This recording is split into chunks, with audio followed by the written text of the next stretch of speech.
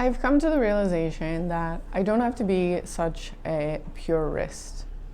Let me explain. For about a year, I used only natural hair care products on my hair. This means I was using only single ingredient items to wash my hair, none of the typical shampoos and conditioners that we think of today. I decided to do this because a lot of the ingredients in our regular shampoos and conditioners are not good for our skin, they're not good for our hair, and overall, they're just kind of not good for our bodies. Yet, we continue to use them. So, I decided that I was going to become a purist of hair care and only use single ingredient, all natural products. For the first 6 months, this worked really well because I was living in a place where they had softer water, a different type of water with less minerals in it than the place that I live now. The second 6 months of that was a real struggle, and I was upset all the time because my hair just wasn't looking the way that it did the previous 6 months. Yes, I had water filters. Yes, I was, doing different techniques to kind of manage the hard water that they suggest when you are using these natural beauty products, and it just wasn't working. I was so upset. I did not want to go back to using these chemical-laden shampoos and beauty products just to have nice hair. I was so upset. Like, why can't I just get away from these chemicals? Why is everything so full of all these toxins that are not good for us? I was so upset about it. Now, at the same time, I realized that I was being a bit hypocritical about this because in the summer, when I go on holiday or something like that, I prefer to use, I think Veet or Nair or something like that to remove the hair from my legs because it lasts a little bit longer. I don't want to take a razor with me and these sorts of things. Now I realize how hypocritical that sounds, right? I was so concerned with wanting to use only natural hair products on my head, and then here I am at the same time, once every 4 or 5 months or so, using these super heavy chemical-laden products that is intentionally designed to take all the hair off your body. Like, what kind of hypocritical nonsense is that? So I just had to come to the realization, like, look, I cannot be this purist about using only natural beauty products on my hair, on my head, and then using this chemical cream to remove hair on other parts of my body. It's very hypocritical.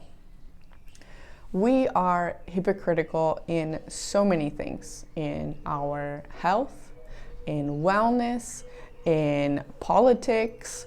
There are so many different areas of our life where we say that we believe one thing, but then we make exceptions for a wide number of other things. Extremely hypocritical, right? We have certain beliefs, maybe it's to not eat meat for the betterment of the environment. Well, in fact, all the fake meats and the amount of land that you need to use to produce soy does probably more damage than just, one cow.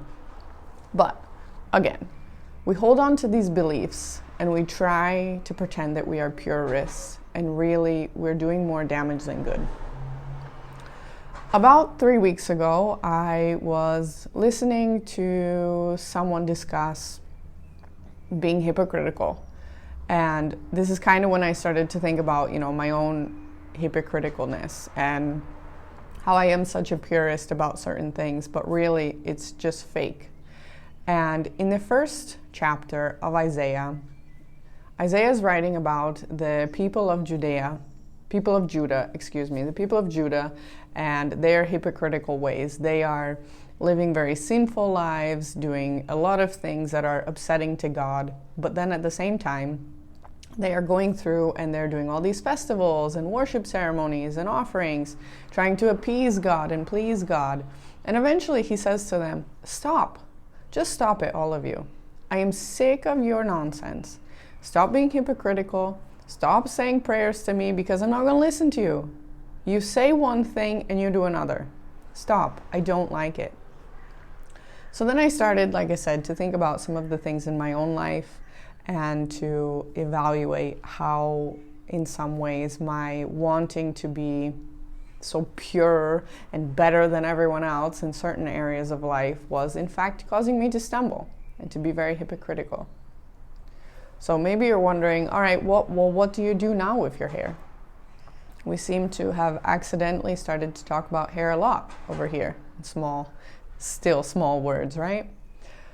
Well, now I use a less harsh chemical shampoo on my hair. I think at the moment I'm using Ren Pure. It doesn't have a lot of parabens in it. It doesn't have the SLS, sodium lauryl sulfate and those other families of sulfates. It does have fragrance, which I'm not a big fan of, but it seems to work okay.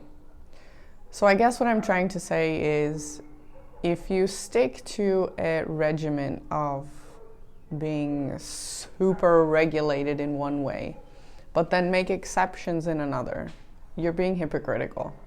Instead, give yourself some grace.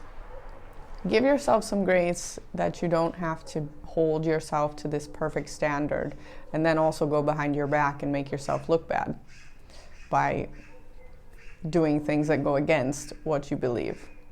If you believe it to be true, then maintain that integrity and do the thing you say you believe in. Don't pretend to be something and then do something else when others are not looking. Otherwise, you're just like the people of Judah, who were living sinful lives, but then trying to make up for it by doing their, Sunday church or their worship or their festivals to God. So that's my still small words for the week. Don't be hypocritical. If you say something, do it. If you say you're going to do something, then do it.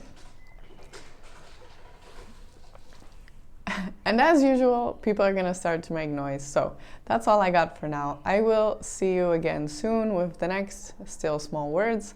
And until next time, I hope you're having a fantastic day wherever you are in the world. Bye.